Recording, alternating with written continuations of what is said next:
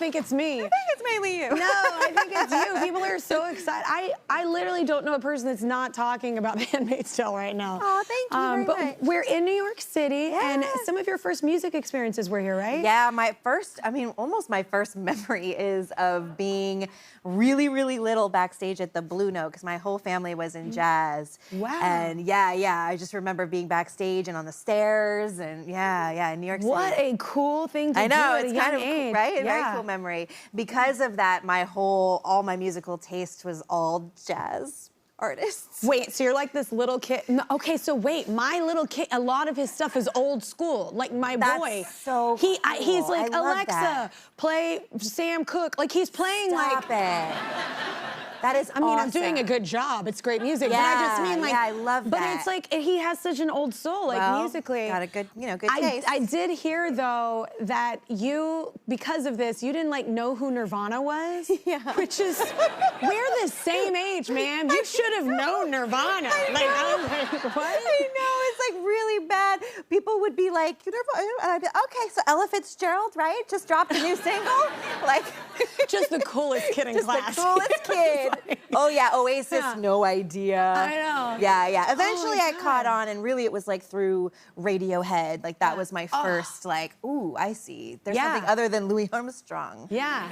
Also, amazing. You actually were the coolest kid in class. That's amazing music. Yeah, but I just thought it was funny. I was like, how did she miss Nirvana? I was like, were you living under a rock? That's amazing. I know. But you know what? We shouldn't have been listening to it. My mom for sure as hell didn't know I was. So yeah. So true. Yeah, we were young to be listening to Gershwin that. was a lot different. Yes, yeah.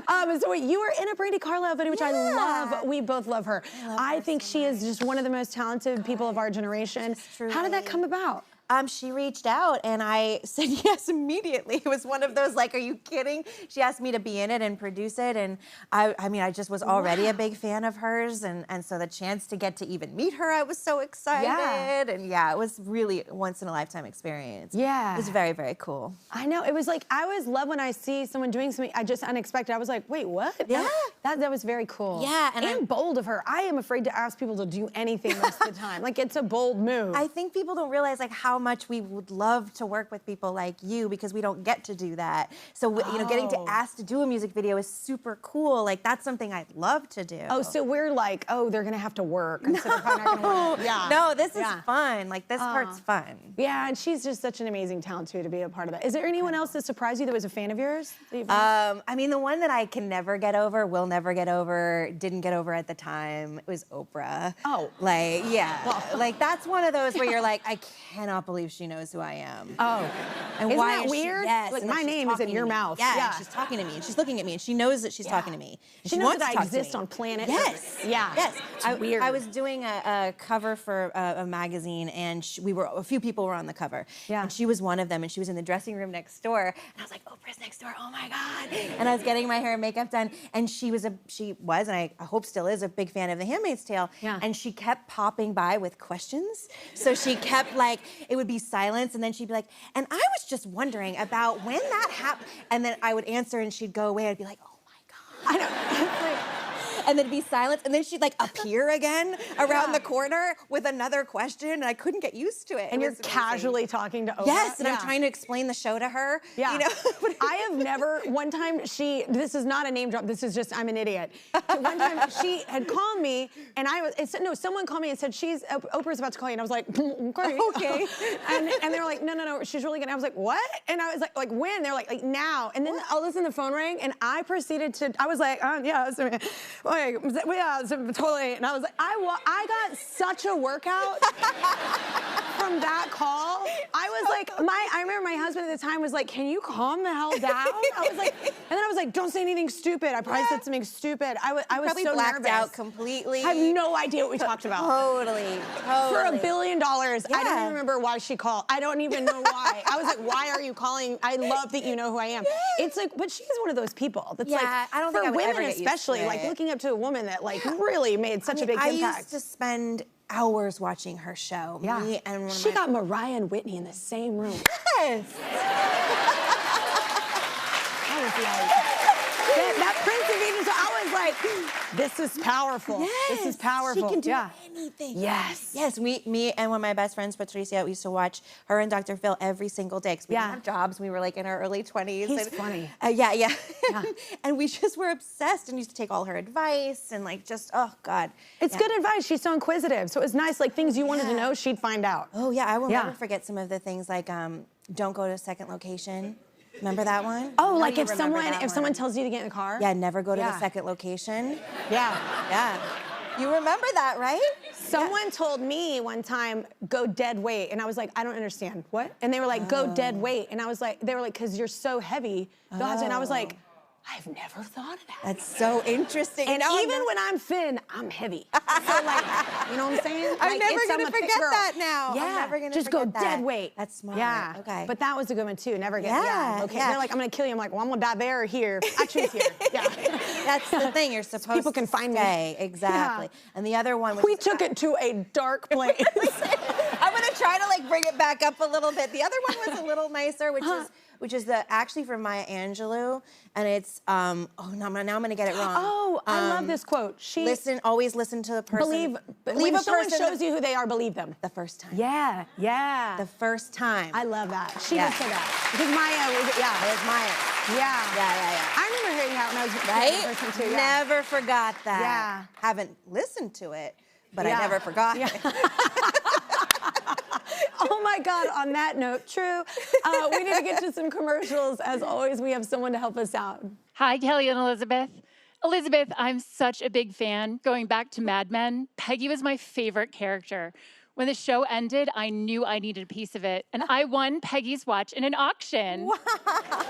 It's one of my most prized possessions. Now, after 8 years of watching The Handmaid's Tale, I can't wait to see what happens with June. Don't go away. Kelly has more with Elisabeth after this.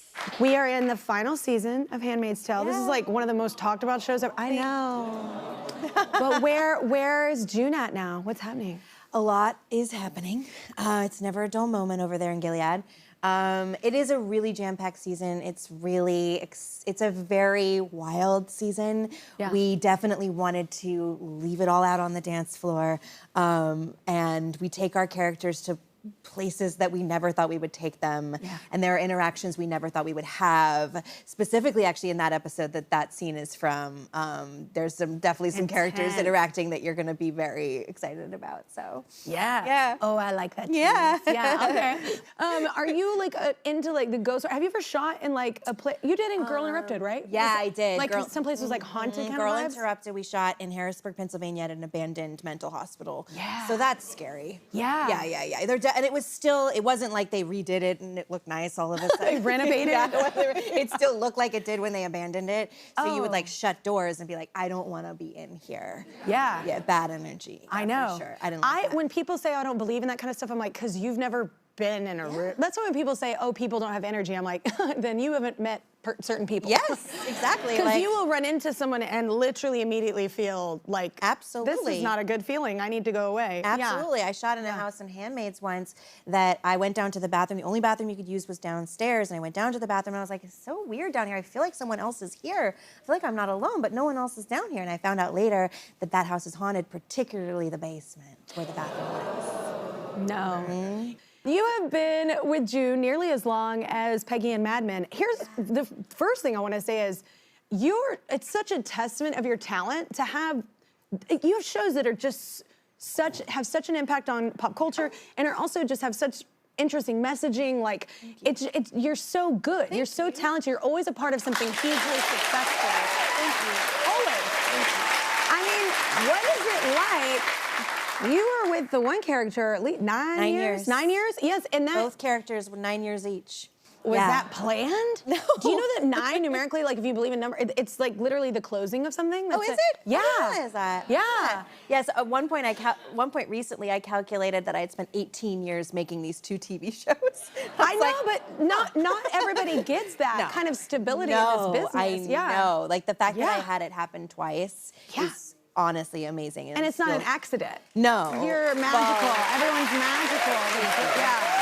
It's special. And it's obviously not just me either. There's a lot of people involved that make that happen. But it's crazy. Yeah. So Mad Men was 23 to 32 and Handmaids is 33 to 42. Yeah. So there's almost a decade of my life each time. So a lot of life happened in those years, you know? And growing with the character's growing, you're growing up. Absolutely. And sometimes you change and that kind of influences the character, and then the character kind of takes that on, and a little bit of vice versa. It's a really interesting, it's why I love television, it's why I love doing television. Yeah. I love this kind of like almost immersive thing where you get to spend 9 years with a character. And you're investing in something, and it becomes not only part of your life, it becomes your life. And I actually kind of love that experience. Yeah. Rather than stepping in for 3 months. Especially now, because everything is everybody wants something new. It's just like this all the time. And the family so to sit with that something you and get. have, exactly. I mean, you probably experience it It's your, here.